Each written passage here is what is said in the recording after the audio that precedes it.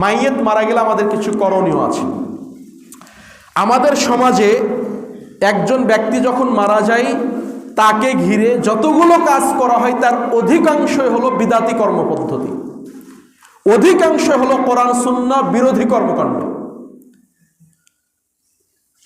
আবার একজন ব্যক্তি যদি মারা যায়, এক নম্বরে মনে রাখবেন, সংক্ষেপে আমি বলে শেষ করি, একজন ব্যক্তি মুমূর্ষু, তার কাছে গুরুত্বপূর্ণ কাজ, বুঝতে পারছেন যে আপনার বাবা মারা যাবে, আপনার ভাই মারা যাবে, আপনার স্বামী মারা যাবে, তখন আপনার এক নম্বর কাজ হলো বেশি বেশি তার কাছে তালকিন দেওয়া। তালকিন কি? লা ইলাহা ইল্লাল্লাহ বলতে বলা। বলবেন এ কথা নয়, আপনি বলবেন এ কথা নয়, তাকে বলতে বলতে হবে যে আব্বা বলেন লা ইলাহা ইল্লাল্লাহ, বলেন লা ইলাহা ইল্লাল্লাহ। কেন? আল্লাহ রাসূল বলছেন মান কানা আখিরু কালামিহি লা ইলাহা ইল্লাল্লাহ দাখালাল জান্নাহ, যে ব্যক্তির শেষ বাক্য হবে, মৃত্যুর মুখে যে ব্যক্তি বলবে লা ইলাহা ইল্লাল্লাহ, আল্লাহ তাকে জান্নাত দিয়ে দিবেন। সবার নসিবে এই সুযোগ কিন্তু হয় না। যারা বেনামাজি, পাপিষ্ট, বিড়ি সিগারেট খেয়ে বেড়ায়, এদেরকে যতই চেষ্টা করেন ওরা কিন্তু বলতে পারে না। বলে কারা? ভালো মানুষ যারা। কালেমার তালকিন দিতে হবে, আবার বারবার বারবার বারবার বলবেন না যাতে সে বিরক্ত হয়ে অন্য কিছু বলে ফেলে, এতে হিতে বিপরীত হবে। দুই একবার যদি বলে, আবার অনেক সময় পার হয়ে গেছে আবার বলবেন। 2 নম্বর, মাইয়াতকে দেখার জন্য হাজিরা হয়েছেন মুমূর্ষু মানুষ, তার কাছে ভালো কথা বলবেন, তার জন্য উত্তম দোয়া করবেন। কেন? আল্লাহ রাসূল বলছেন ইদা হাদারতুমুল মারিদ আও মাইয়িত ফাকুলু খায়রান, যখন তোমরা কোনো মুমূর্ষু ব্যক্তিকে দেখতে যাও তখন তোমরা তার কাছে ভালো কথা বলো। কেন? তোমরা যেই কথা বলো ওই কথাতে ফেরেশতারা বলে আমিন, আল্লাহ তুমি কবুল করো। তাহলে মাইয়েতকে দেখতে গেছেন মুমূর্ষু ব্যক্তি, তাকে বলবেন আল্লাহ তাকে ক্ষমা করুক, আল্লাহ তাকে মাফ করুক, আল্লাহ তাকে ঈমানের সাথে মৃত্যুদান করুক, আল্লাহ যদি তার হায়াত লিখে রাখে আল্লাহ তাকে পরিপূর্ণ সুস্থতা দান করুক, এগুলো বলবেন। কেন? আপনার এই কথাগুলোর সাথে আমিনকে বলবে ফেরেশতারা, ভালো কথা বলবেন। সম্মানিত উপস্থিতি, আরেকটা বিষয়, এবার মারা গেছে মুমূর্ষু ব্যক্তি, মারা গেছে, মারা যাওয়ার সঙ্গে সঙ্গে 1 নম্বর কাজ ইন্না লিল্লাহি ওয়া ইন্না ইলাইহি রাজিউন। আল্লাহ বলছেন যখন তাদের কাছে বিপদ নেমে আসে তখন তারা কি বলে? ইন্না লিল্লাহি ওয়া ইন্না ইলাইহি রাজিউন, তারা এই কথা বলে। এটা ঈমানদারদের পরিচয়। আরেকটা বিষয়, যারা নিকটাত্মীয় তারা ইন্না লিল্লাহি ওয়া ইন্না ইলাইহি রাজিউন এটার সঙ্গে বলবেন আল্লাহুম্মা আজিরনি ফি মুসিবাতি ওয়া আখলিফ লি খায়রাম মিনহা। কেন বলবেন?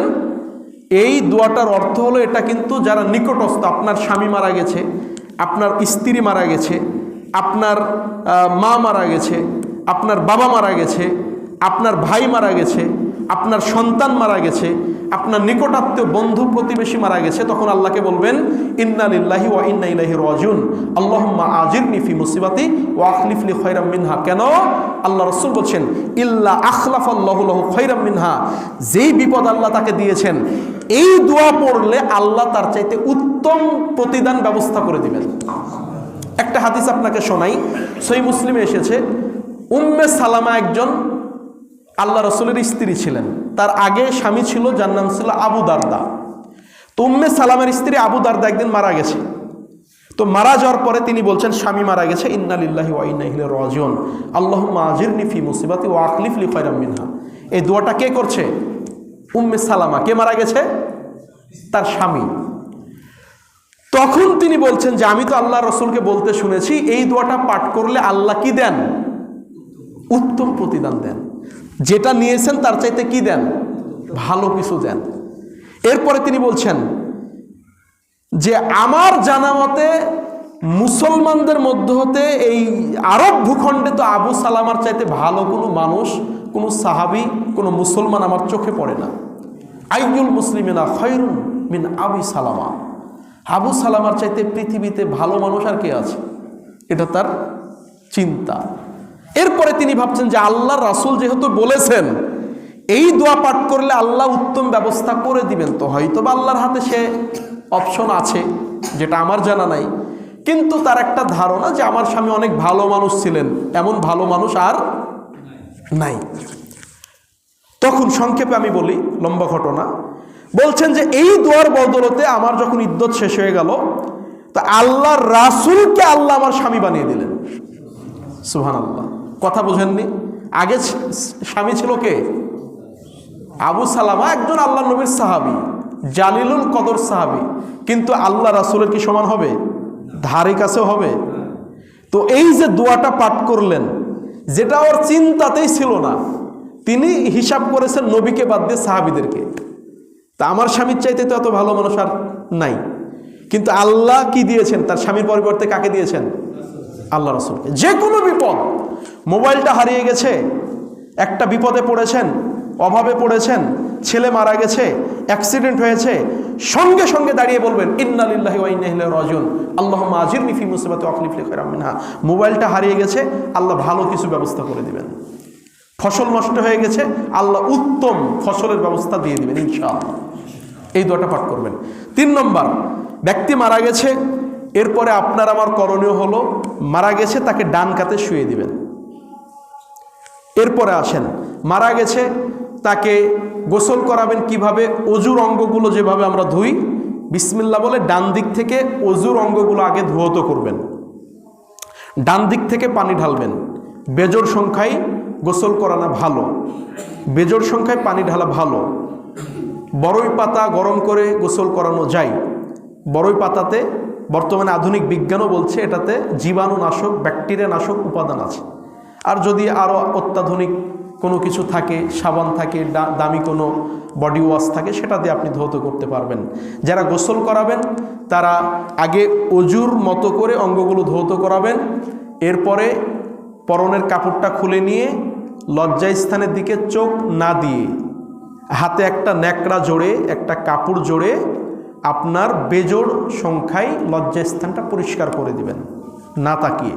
আল্লাহ রাসূল সাল্লাল্লাহু আলাইহি সাল্লাম বলছেন, মান গাসসালা মাইয়িতান ফাকাতামা, যে ব্যক্তি কোনো মাইয়িতকে গোসল করায়, এরপরে তার গোপনীয়তা গোপন করে, তার অঙ্গের কোনো বিবরণ কারো সামনে বলে না, অমুককে আমি গোসল দিয়েছিলাম, তার লজ্জাস্থান বা তার শরীর, তার কোনো অঙ্গ, এই বিবরণ কারো সামনে দেয় না, যা দেখেছে গোপন করে। আল্লাহ রাসূল বলছেন, গুফির আল্লাহু আরবাইনা মাররা, আল্লাহ তাকে 40 বার ক্ষমা করে দিবেন। আল্লাহ তাকে 40 বার ক্ষমা করে দিবেন। গোপনীয়তা রক্ষা করতে হবে। এরপরে করেছেন, কাফন পরিয়েছেন, কাফন পরানোর পরে আল্লাহ রাসূল বলছেন, মান কাফানা, যে ব্যক্তি কাফন পরাবে, আল্লাহ রাব্বুল আলামিন তার জন্য জান্নাতে উন্নত মানের দামি রেশমি কাপড় পরিধান করাবেন। এরপরে কাফন পরাবেন 3টা কাপড়ে। নারী পুরুষের জন্য একই বিধান। আমাদের সমাজে একটা প্রচলিত কথা রয়েছে, নারীর কাপড় কয়টা? 5টা, পুরুষের 3টা। এই কথা সঠিক নয়। নারীর জন্য যে বিধান, পুরুষের জন্য একই বিধান। 3 পোশাকে দাফন করবেন। আল্লাহ রাসূলকে 3টা পোশাকে কাফন পরানো হয়েছিল। এরপরে স্বামী মারা গেলে স্ত্রী গোসল করাতে পারবে, স্ত্রী মারা গেলে স্বামী গোসল করাতে পারবে। আমাদের সমাজে প্রচলিত একটা ভ্রান্ত ধারণা রয়েছে, আমরা মনে করি স্বামী মারা গেলে তাকে গোসল করানো যায় না, স্ত্রী তাকে দেখতে পারে না, স্ত্রী গোসল দিতে পারে না। এরপরে স্ত্রী মারা গেলে স্বামী তাকে গোসল দিতে পারে না। এটা ভুল। আল্লাহ রাসূলের মেয়ে ফাতিমা রাদিয়াল্লাহু তাআলা আনহা যখন মারা গিয়েছেন, আলী রাদিয়াল্লাহু তাআলা আনহু একাই তাকে গোসল করিয়েছেন। তো আল্লাহ রাসূলের সাহাবী জামাই, তো আল্লাহ রাসূল সাল্লাল্লাহু আলাইহি সাল্লামের সাহাবায়ে কেরাম, আল্লাহ রাসূলের সুন্নাহ থেকে প্রমাণিত, স্বামী স্ত্রীকে গোসল করাইতে পারে, চুম্বন পর্যন্ত করতে পারে, স্ত্রীও তার স্বামীকে চুম্বন পর্যন্ত করতে পারে, গোসল করাইতে পারে। আর এটাই সবচাইতে ভালো, উত্তম, যদি স্বামী স্ত্রীকে গোসল করায়, স্ত্রী যদি স্বামীকে গোসল করায়।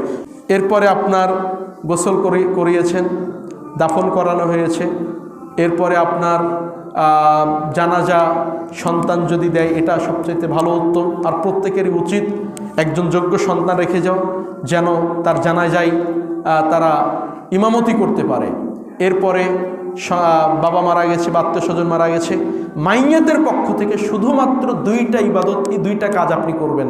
মাইয়াতের জন্য 1 নম্বরে আপনি দোয়া করবেন।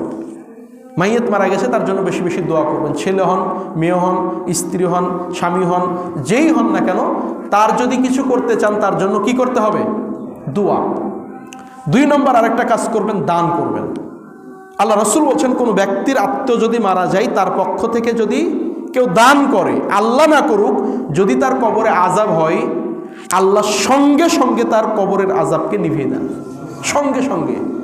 মানে পানি ঢেলে দিলে আগুন নিভাতে যত সময় লাগে, মাইয়াতের পক্ষ থেকে দান করলে, সাদাকা করলে অত সময় লাগে না তার কবরের শাস্তি মাফ হতে।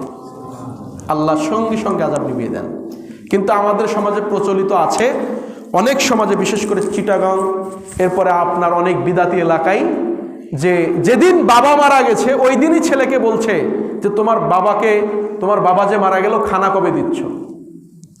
মানে গরু টরু জবাই করে বড় সড়ো করে একটা খানার আয়োজন করতে হয়। যদি আপনি বলেন যে ভাই আমার সাধ্য নাই, সামর্থ্য নাই, টাকা নাই, তাহলে আপনি ওই দিনই সমাজ থেকে আলাদা। তাহলে বিদআত না করার কারণে আপনাকে সমাজ থেকে আলাদা করে দিচ্ছে এই প্রচলিত সমাজ। আর আপনি সুন্নাহর কথা বলবেন, বিদআতের বিরুদ্ধে কথা বলবেন, তার জন্য সমাজ আপনাকে কি করছে? বিচ্ছিন্ন করে দিচ্ছে। সম্মানিত উপস্থিতি, কি দুর্ভাগ্যজনক বিষয়। এজন্য মাইয়াত মারা গেছে, বাবা মারা গেছে, আপনি যদি 5 লক্ষ টাকা দিয়ে গরু জবাই করে মানুষকে খাওয়ান, বিন্দু মাত্র আপনার বাবার কবরের আযাব মাফ তো হবেই না, বরং এর মাধ্যমে আপনার পাপ হওয়ার সম্ভাবনা রয়েছে। কেননা আল্লাহ রাসূল এই সিস্টেম আপনাকে আমাকে দিয়ে যান নাই। আল্লাহ রাসূল কি সিস্টেম দিয়ে গেছেন? দান করতে হবে। মসজিদে ফ্যান দেন, টাইলস দেন, এরপরে আপনি মসজিদে ইমামের বেতন দেন, মসজিদে কোরআন কিনে দেন, আপনি মাদ্রাসাতে দান করেন, এতিম ছাত্রকে আপনি দান করেন, এতিম ছাত্রদের খাবারের ব্যবস্থা করেন, দুস্থ অসহায় দরিদ্র মানুষদের আপনি খাবারের বন্দোবস্ত করেন। আলহামদুলিল্লাহ, আপনার বাবার কবরে উপকার হবে। আপনি 1 লক্ষ টাকা দিয়ে গরু জবাই করে 40-এর আয়োজন করলে যা না নেকি হবে, নেকি তো দূরের কথা, বরং পাপ হওয়ার সম্ভাবনা আছে। কেন? এটা একটা বিদআতি কর্মপদ্ধতি। আর তার বদলতে যদি আপনি 100 টাকা আপনার বাবার জন্য যদি আপনি মসজিদে দান করেন, ওটার চাইতে বেশি নাকি হবে ইনশাআল্লাহ। এরপরে আরেকটা সমাজ আমাদের বিভ্রান্তি, একটা ভ্রান্ত ধারণা রয়েছে, সন্তান আছে বিদেশ, মেয়ে আছে ঢাকা, এরপরে বাবা মারা গেছে রাত্রি 9টায়, পরের দিন রাত্রি 10টায় জানাজা হবে। আল্লাহ রাসূল বলছেন আসরিউ বিল জানাজা ফাইন তাকু সালিহাতান ফাখায়রুন তুকাদ্দিমুনা ইলাইহি। শোনো, যদি মাইয়িত মারা যায় দ্রুত তাকে জানাজা করো, দ্রুত তাকে দাফন করো। কেন? আল্লাহ রাসূল বলছেন যদি লোকটা ভালো হয়, তাহলে আল্লাহ যে তাকে কবরে কল্যাণ দিয়ে রেখেছেন, তার কবরে গেলেই তো আল্লাহ জান্নাতের সাথে লাইন করে দিবেন। তো তাকে কল্যাণ পাওয়া হতে দূরে সরিয়ে রেখেছে কে? আপনার মেয়ে যে ভারত থাকে, আপনার ছেলে যে লন্ডনে থাকে, ওই ছেলে আপনাকে কল্যাণ পেতে কি করছে? দেরি করাচ্ছে। আর আল্লাহ রাসূল বলছেন আর যদি লোকটা খারাপ হয়, তাহলে এই অপদার্থ, এই জঙ্গলকে আগে দ্রুত দাফন করো, ঢাকো মাটির নিচে। বেনামাজি, বদকার, সুদখোর, বিড়িখোর, ওকে আগে পুতো কবরে। কি দরকার ওই পাপিষ্ট লোককে জমিনে রেখে এই জমিনকে নোংরা করার? দ্রুত ওকে ঢাকো। আর যদি ভালো হয় তো দ্রুত তাকে কল্যাণ পেতে সহযোগিতা করো। এটা আপনার ছেলে যদি দেখতে না পেয়ে তো না পেল, দোয়া করবে কবরের পাশে গিয়ে, পরবর্তীতে একা একা জানাজা করবে। কিন্তু ছেলের জন্য যেটা আমরা করি এটা আসলে ঠিক না। কিছু দেরি করলেন 1 ঘন্টা 2 ঘন্টা, সেটা ভিন্ন বিষয়, কিন্তু ঘন্টার পর ঘন্টা বরফ দিয়ে রেখে দিয়েছে, জি না। আল্লাহ আমাদের বোঝার তৌফিক দান করুন, আল্লাহুম্মা আমিন। আরও অনেক বিষয় বাদ গেছে, যেগুলো বাদ গেছে আপনারা জেনে নেওয়ার চেষ্টা করবেন, যেগুলো বলা হয়েছে আপনারা সঠিকভাবে মেনে চলার চেষ্টা করবেন। বাবার যদি হজ ফরজ হয়ে যায়, হজ করার নিয়ত ছিল, করতে পারে নাই, তাহলে হজ করা যায়, সন্তানরা হজ করবে, যে হজ করেছিল তার হজটা আগে করা থাকতে হবে। সম্মানিত উপস্থিতি, এরপরে মাইয়াতকে ঘিরে কবরের কাছে অথবা দলবদ্ধ করে মুনাজাত করার পৃথিবীতে কোনো সহিহ হাদিস তো দূরের কথা, জাল হাদিসও নাই। আল্লাহ নবী সাহাবাদের কারো মৃত্যুতে এইভাবে সম্মিলিত মুনাজাত চলেনি। অতএব সবচাইতে উত্তম দোয়া কি? আল্লাহুম্মা গফির হাইয়িনা ওয়া মাইয়িতিনা ওয়া শাহিদিনা ওয়া গায়বিনা ওয়া সাগীরিনা ওয়া কাবীরিনা, এরপর আল্লাহুম্মা গফির লাহু ওয়ারহামহু ওয়া আফি ওয়া আফু আনহু। এই 2টা দোয়াতে আপনি যা কিছু বলেছেন, পৃথিবীতে এই 2টা দোয়াতে চাইতে আর কিছু বাদ পড়েনি। এই 2টা দোয়ার অর্থ দেখবেন, আল্লাহুম্মা গফির হাইয়িনা মাইয়িতিনা, আল্লাহ ক্ষমা করো তাদের যারা জীবিত, যারা মারা গেছে, সগীরিনা কাবীরিনা, বড়কে ছোটকে, যাকারিনা ওয়া উনসানা, নারীকে পুরুষকে। আল্লাহুম্মা গফির যারা আগে মরে গেছে তাদেরকেও ক্ষমা করো, যারা মরেনি মরবে তাদেরকেও ক্ষমা করো, যারা উপস্থিত তাদেরকেও ক্ষমা করো, যারা উপস্থিত হইতে পারে নাই তাদেরকেও ক্ষমা করো। কিছু বাদ আছে? তো এই দোয়াটাকে শিক্ষা দিয়েছেন, কথা বলেন, আল্লাহ রসুল, আর আপনি আমি হুজুরকে নিয়ে বলছি হাত না তুইলে শুদ্ধ হলো না, সব বাতিল, একটাও চলবে না।